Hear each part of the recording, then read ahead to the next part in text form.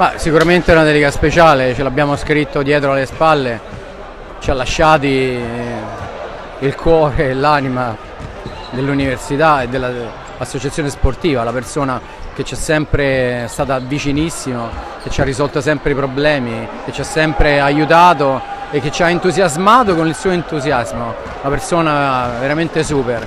Sicuramente c'è da fare una dedica, c'era sicuramente anche tanta elettricità da parte dei ragazzi, che credo che si sia palesata, che si sia vista una partita non straordinaria, insomma di discreta fattura, tenendo conto del livello degli avversari e tutto sommato anche della differenza di età tra i nostri bambini e i giocatori ormai consolidati. Direi bene, adesso ci aspettiamo un'altra trasferta in Sicilia, speriamo bene. Sul fatto di imbattibili non posso fare gesti, comunque le mani le tengo bene in vista tutte e due, quindi non farò gesti scaramantici.